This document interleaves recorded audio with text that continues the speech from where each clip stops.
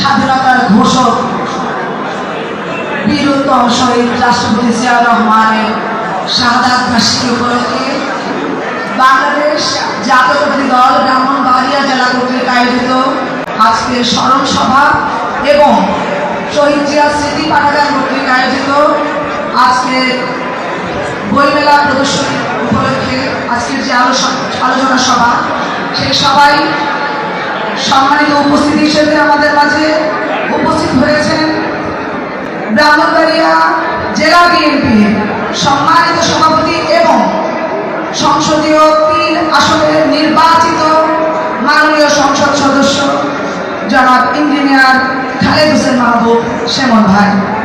আমাদের মাঝে আরও উপস্থিত রয়েছেন ব্রাহ্মণবাড়িয়া জেলা প্রশাসক, ব্রাহ্মণবাড়িয়া জেলা বিএনপির সম্মানিত সাধারণ সম্পাদক জনাব সিরাজুল ইসলাম সিরাজ ভাই সহ উপস্থিত প্রিয় উপস্থিতি আমার ভাই ও বোনেরা, সবাইকে জানাচ্ছি সংগ্রামী সালাম এবং শুভেচ্ছা।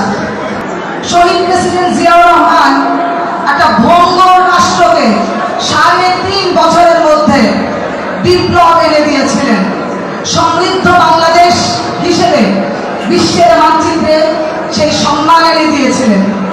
পরিশেষে আমি এটুকু বলবো, আজকে আপনাদের মাঝে আসতে পেরেছি, মহান আল্লাহ পাকের দরবারে লাখো কোটি শুকরিয়া।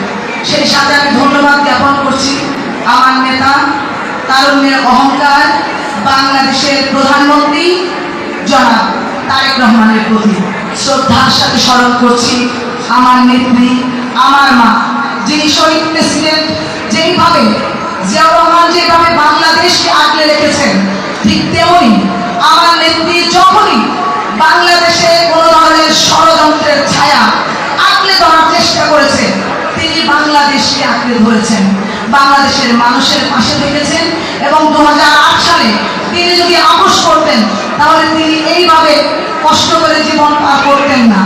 তিনি বাংলাদেশের জনগণের জন্য, বাংলাদেশের জনগণকে ভালোবেসে দীর্ঘ 17 বছর নির্যাতন সহ্য করেছে।